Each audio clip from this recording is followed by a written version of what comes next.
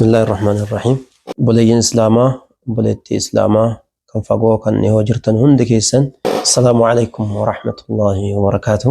يا أسمان وري وردفتو ميديا قناتاتن هندكيسنو أكم جرتو نجا جرتو إن شاء الله تعالى حتى سكنتان قبني ديهاني برنامج الشكر سكنتا غلطي فنا لمن صنع إلي معروفا نما هنددرا ربي تغلطي فتمادا ربي سبحانه وتعالى لئن شكرتم لازيدنكم جدا ربي نعمة قدان التالي خاصة أنا ككوت أقرب نجالته إبسون دندو باية ربي كان كون جالتا يا رب لك الحمد ولك الشكر ولك الثناء الحسنى فارون كربيت اللهم لك الحمد كما ينبغي لجلال وجهك وعظيم سلطانك اللهم لك الحمد كما ينبغي لجلال وجهك وعظيم سلطانك يا رب فارون كان كيتي نعمة قدنا تولتي نعمة قد أتون أرجمين درافي أرجن أرجمي الدنيا تسبيه بودس نعمة قدنا تولتي أرجن ربي كان كوغلتي فتي بودا نما غرقوت تولتو هجتي وندما من طفولتي أظفاري سبي ما كورا كاسولان أكنمات كان غلتنا تولي هذا كانكو أبا كانكو هذا كانكو غراتنا باتي چنقمتي جي سغليف وي تبا في ديبوتين بوتي قراني بشان اتين نيتي ركو أدى أدى كيسا باتي هذا كانكو ناوجين چنقمتي نباتي أچرا كاسودان دودتنا باتي حركتنا باتي bakka adda addaa rakkoo adda addaa qunnamtee na jiraachisuudhaaf na gammachiisuudhaaf na guddifachuudhaaf baay'ee ta'abdeenaa wajjin boossee harmasii na hoosiftee nyaata na nyaachiftee na qallabdee na jiraachiftee fi akkasuma abbaa kankoo haadha kankoo gargaaruudhaan na bira dhaabbatee akkan addunyaatti as bahuuf erga rabbi ana jaraa kennee booda natti ta'aban galateeffachuun barbaada naa galatoomaa naa ulfaadhaa jechuun barbaada egaa galanni abbaa galanni haadhaa himameen dhumu galata galchuus hin danda'u ilmoon abbaadhaaf haadhaaf jechuudha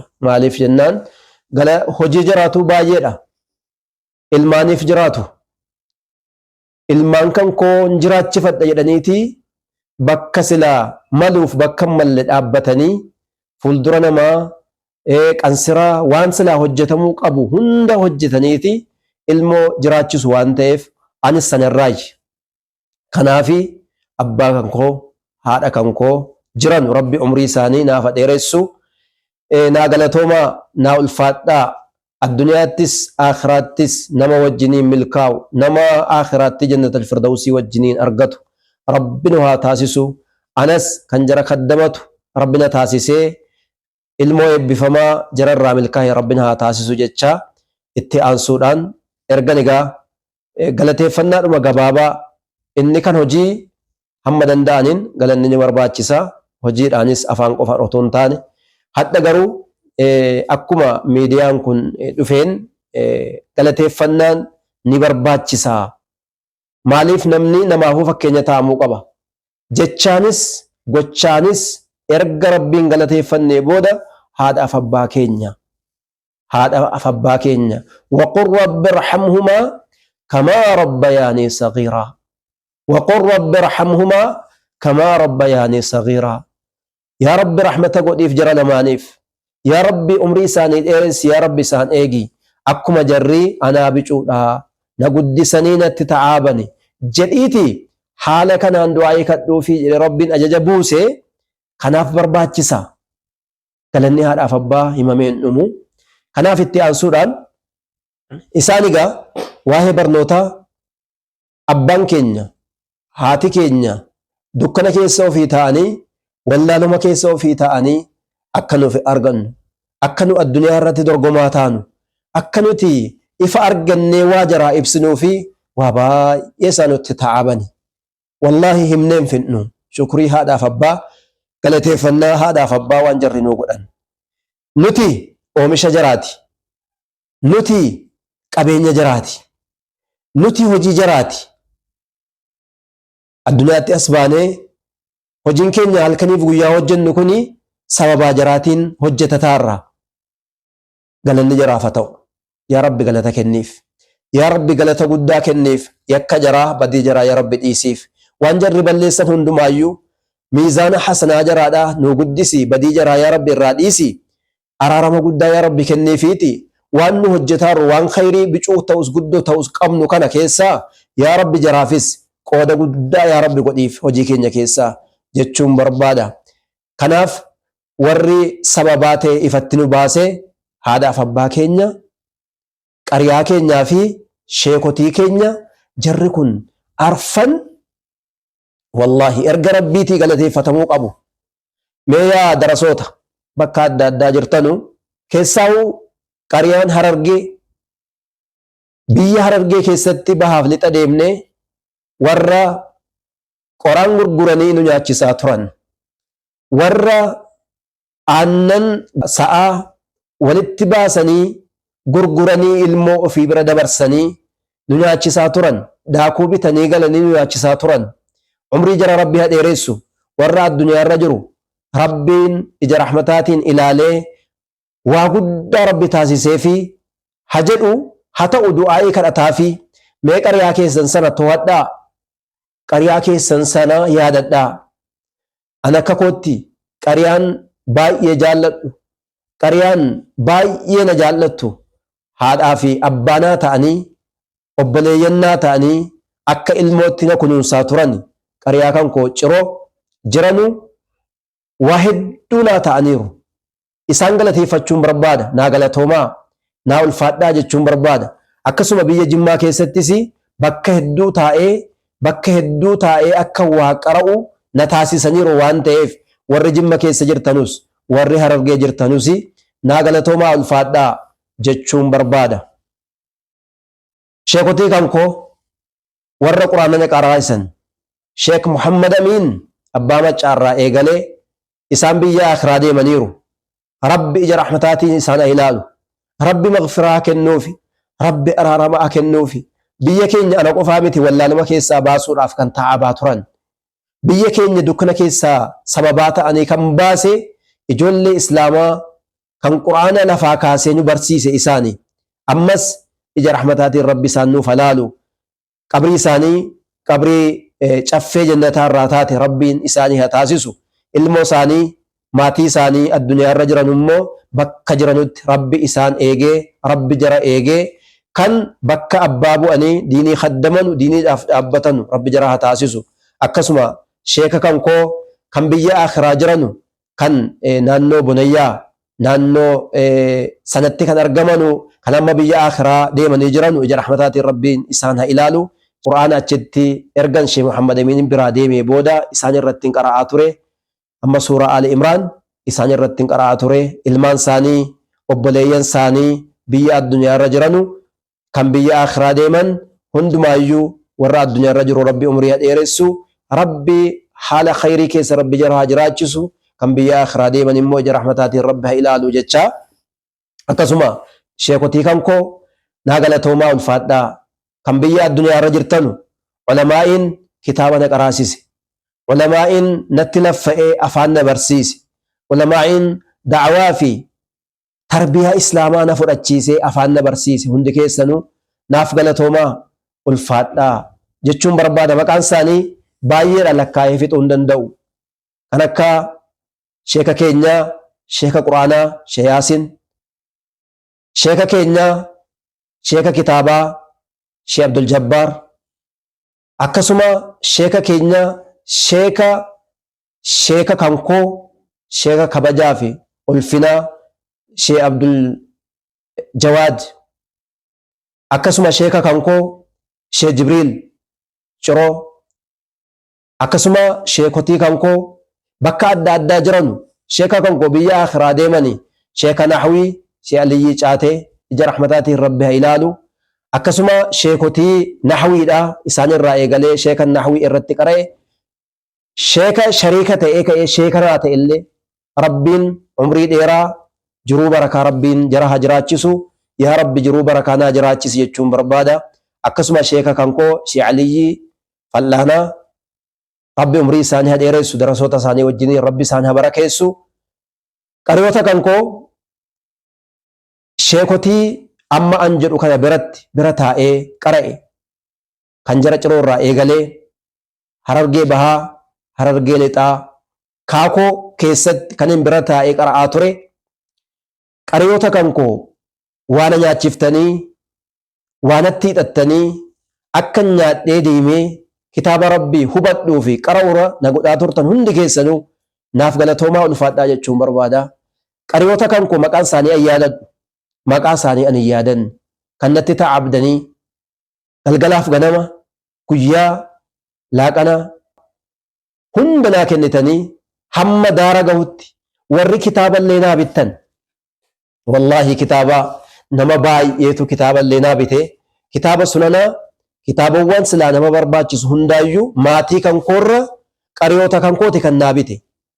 Qariyoota kan kootii fi warra naannaa qariyaa kan kootii jiranu biyya sana keessatti warra argamu kitaaba illee nuu bituudhaan na bira dhaabbatanii kan na gargaaraa turtan baay'ee galatoomaa. Warri addunyaa irra jirtan, warri faffacaatanii jirtan, warri qe'ee an beeku keessa jirtan, jiruu keessan jiruu barakaa, jiruu gammachuu, jiruu aafiyaa rabbis ni haa taasisu jechuun barbaada. Itti aansuudhaan darasoota kan koo bakkan taa'etti, bakkan qariyaa taa'etti narraa barataa turtan hundi keessan, dubartoonni, shamarran, dargaggoonni, abbootiin narraa barataa turtan naaf galatoomaa. Narraa barachuun keessan galaa guddaa naa ta'e. Narraa barachuun keessan qabeenya guddaa akkan horadhu na taasise. Narraa barachuun keessan kollojjii jalqabaa naaf ta'e.